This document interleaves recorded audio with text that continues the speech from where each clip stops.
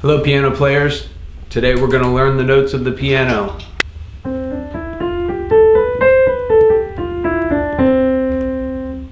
We have black and white keys.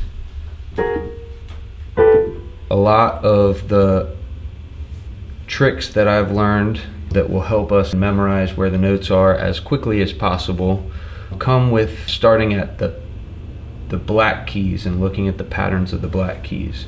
We have groupings of 3 black keys and then a little space right here, groupings of 2 black keys and a little space right here, and then it just keeps that pattern going. So we have 3, 2, 3, 2, 3, 2, 3, 2, all the way up and down. So what I'd like you to do right now is just go ahead and play the groupings of 3, groupings of 2, groupings of 3, and recognize that pattern.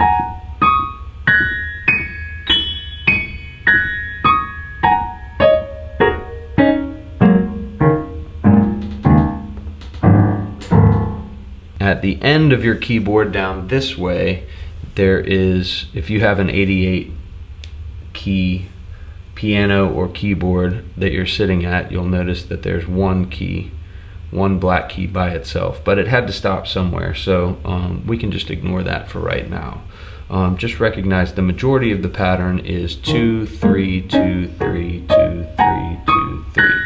Now, we're going to focus on the groups of 2, and every time you see the groupings of 2, you go down 1 white key to the left, and that is your C note. A grouping of 2, that's C. Grouping of 2, C. C, C, C. Now, if you know your alphabet, it goes A through Z, but in music, we only go to the letter G. So the musical alphabet is A, B, C, D, E, F, G. And then what we do is we just start over again after G and start again at A. So if this is C, and if we're thinking about the alphabet, this way we're going to go forwards in the alphabet. So if we move that way, we have to think backwards in the alphabet. So if this is C, the letter that comes before C in the alphabet is B. Before that is A. So if A is here, A, B, C, D, E, F, G. And then what do we do after that? We start over again back at the beginning. A, B, C. Recognize grouping of 2 black keys, we've got a C here. C, D, E, F, G. Start again. A, B, C, D, E, F, G. A, B, C, D, E, F, G. A, B, C. So now you should be able to locate locate any letter name. If we say D, you can go always locate your C right there, and then we know that D is after C in the alphabet, so it's just the next one.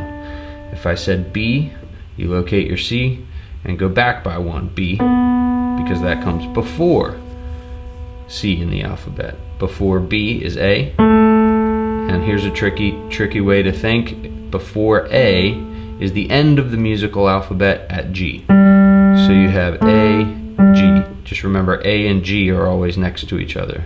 So G would be the end, and then we have A, B, C, D, E, F, G is the end. Start again at A, B, C, D, E, F, G, A, B, C, D, E, F, G, A. Now we also have notes that are here that we used as our markers, the pattern of 2s and 3s on the black keys. And the black keys are what we call sharp notes and flat notes. So the sharp notes are if you're on a white key and you move up to the right. What was the name of this one? C. So if we go up to the right, that's C sharp. Now if we're on this key and we move to the same note, this is a D. So we go D, and if we move to the left, it's flat. So we have D flat and C sharp, which means that all the black keys have a sharp name and a flat name. So this would be C sharp or D flat. This would be D sharp or E flat. There is no E sharp and there is no F flat. There's an F sharp and a G flat, a G sharp, or an A flat, an A sharp, and a B flat. There is no B sharp, and there is no C flat.